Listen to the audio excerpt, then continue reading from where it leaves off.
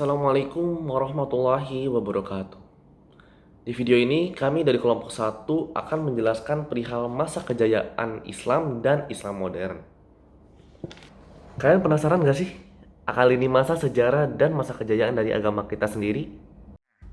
Menurut Profesor Dr. Harun Nasution, dalam bukunya yang berjudul Islam Ditinjau dari Berbagai Aspeknya, sejarah Islam dibagi dalam 3 periode, yaitu periode klasik pada tahun 650 Masehi hingga 1250 Masehi, periode pertengahan pada tahun 1250 Masehi hingga 1800 Masehi, periode modern pada tahun 1800 Masehi hingga seterusnya.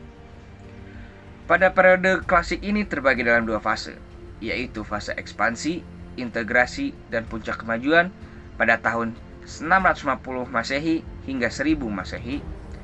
Pada fase ini wilayah kekuasaan Islam terbentang luas, mulai dari Afrika Utara hingga ke Spanyol di bagian barat, dan mulai dari Persia hingga ke India di bagian timur. Kemudian ada fase disintegrasi pada tahun 1000 Masehi hingga 1240 Masehi. Pada fase ini Islam mengalami keruntuhan dalam bidang politik. Kekuasaan khalifah menurun. Dan pada tahun 1251 Masehi, Baghdad dikuasai dan dihancurkan oleh Hulagukan, sehingga khalifah yang menjadi lambang kesatuan politik umat Islam pada saat itu pun menghilang. Kemudian ada periode pertengahan. Pada periode ini pun terbagi menjadi 2 fase, yaitu fase kemunduran pada tahun 1250 Masehi hingga 1500 Masehi. Dunia Islam terbagi menjadi 2 pada fase ini, yaitu bagian barat dengan Mesir sebagai pusatnya dan bagian Persia dengan Iran sebagai pusatnya. Kemudian ada fase 3 kerajaan besar pada tahun 1500 hingga 1800 Masehi. Fase ini dimulai dengan zaman kemajuan pada tahun 1500 Masehi hingga 1700 Masehi. Dan zaman kemudian pada tahun 1700 Masehi hingga 1800 Masehi. Pada tahun 1798 Masehi, Napoleon berhasil menduduki Mesir, yang mana kala itu menjadi pusat Islam terpenting. Kemudian ada periode modern. Periode ini merupakan zaman kebangkitan umat Islam.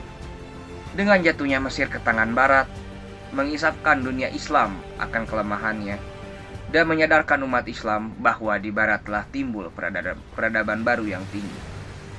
Dengan melihat kemajuan di barat, raja-raja dan para pemuka Islam mulai memikirkan bagaimana dan meningkatkan mutu dan kekuatan Islam kembali. Pada periode modern inilah timbul ide-ide dan pembaharuan dalam Islam.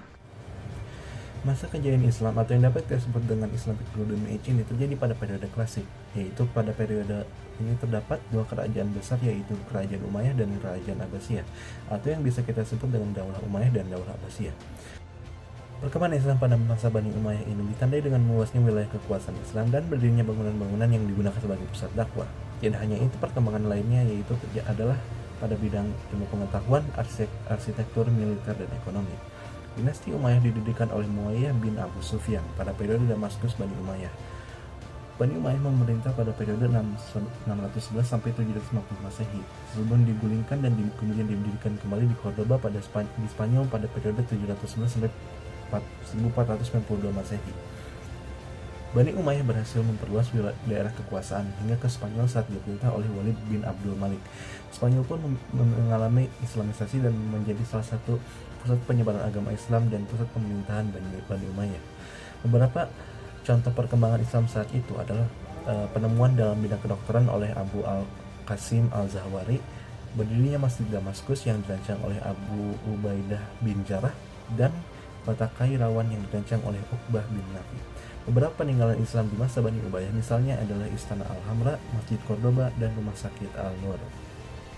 Kemajuan Islam pada masa Bani Abbasiyah ditandai dengan pesatnya perkembangan ilmu pengetahuan, tidak hanya pada ilmu pengetahuan saja, tetapi pada bidang lainnya, seperti ekonomi, arsitektur, sosial, dan militer.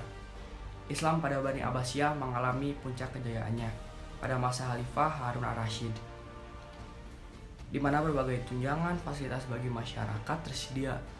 Ilmu pengetahuan yang terus mengalami kemajuan dan kehidupan sosial yang terus membaik Beberapa contoh perkembangan Islam pada saat itu adalah beberapa penemuan di bidang matematika seperti aljabar, algoritma, dan trigonometri oleh Khawarizmi dan Al-Kindi, ensiklopedia mengenai ilmu kedokteran yang berjudul Al-Qanun fi at-Tibb, karya Ibnu Sina yang dijadikan rujukan pada bidang kedokteran selama berabad-abad. Jabir ibn Hayyan yang dinobatkan sebagai bapak ilmu kimia, dan buku Knowledge of Ingenious Mechanical Device karya Al-Jazari yang menjelaskan mengenai 50 peralatan mekanik serta bagaimana cara merakitnya. Faktor kemajuan umat Islam pada masa Bani Umayyah dan Bani Abbasiyah terbagi menjadi dua. Yang pertama, faktor internal. Untuk faktor internal, yang pertama konsistensi dan istiqomah umat Islam kepada ajaran Islam. Yang kedua, ajaran Islam yang mendorong umatnya maju.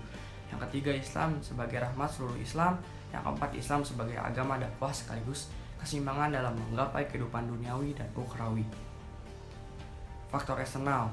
Yang pertama, asimilasi antara bangsa Arab dan bangsa-bangsa lain yang sudah lebih dahulu mengalami perkembangan dalam ilmu pengetahuan. Yang kedua, penerjemahan kitab-kitab Asia yang dilakukan pada. Selain faktor-faktor tersebut, kejayaan Islam saat itu pun disebabkan oleh etos keilmuan para ulama, yaitu yang pertama adalah melaksanakan ajaran Al-Quran dengan baik dan benar. Yang kedua adalah melaksanakan isi hadis yang disabdakan oleh Rasulullah SAW. Yang ketiga, mengembangkan ilmu agama dengan berijtihad. Dan yang keempat, ulama yang berdiri sendiri serta menolak untuk menjadi pegawai pemerintahan. Untuk tokoh-tokoh pada masa kejayaan Islam sendiri ialah adalah Al-Khawarizmi atau disebut Bapak Aljabar karena menemukan angka 0 untuk notasi matematika dan juga aljabar. Yang kedua adalah Ibnu Sina atau biasa disebut sebagai Bapak Kedokteran Modern. Yang ketiga, Al-Kindi, yaitu seorang filsafat terkemuka pada zaman dinasti Abbasiyah. Yang keempat, Al-Farabi, yang biasa disebut sebagai Bapak Filsuf Arab. Dan yang kelima adalah Jabir ibn Hayyan, atau biasa disebut sebagai Bapak Ilmu Kimia. Islam modern. Kekhalifahan Utsmani pada periode pertengahan mulai mengalami kemunduran semenjak tahun 1800 Masehi. Setelah jatuhnya kekhalifahan Utsmani, periode ini dinamakan sebagai Islam modern. Setelah mengalami kemunduran pada periode pertengahan, umat Islam pada periode modern mulai membenahi dirinya sendiri, sebab umat Islam yang dahulunya banyak berkontribusi pada bidang ilmu pengetahuan dan teknologi saat ini malah jauh lebih tertinggal. Sehingga muncullah berbagai tokoh-tokoh dan pemikiran yang lebih baik.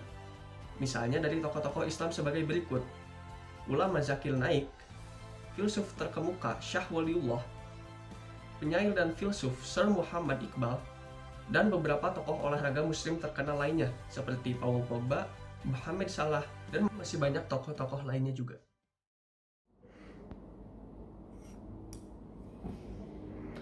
Islam memang mungkin sedang mengalami kemunduran akhir-akhir ini. Namun bukan berarti kita sebagai generasi umat Islam boleh menyerah dan tidak berusaha. Berkacalah dari masa keemasan Islam dan yakinlah bahwa kita pun bisa membawa Islam maju kembali. Para pemirsa, sampai disinilah akhir dari video ini. Semoga Allah Subhanahu wa Ta'ala memberikan umur yang panjang agar kita dapat bertemu di Ramadan yang berikutnya. Semoga Allah Subhanahu wa Ta'ala juga senantiasa memberikan hidayah kepada kita untuk selalu berusaha menjadi sosok yang lebih baik dari hari sebelumnya. Terima kasih atas perhatian Anda. Wassalamualaikum warahmatullahi wabarakatuh. Sampai ketemu di video selanjutnya.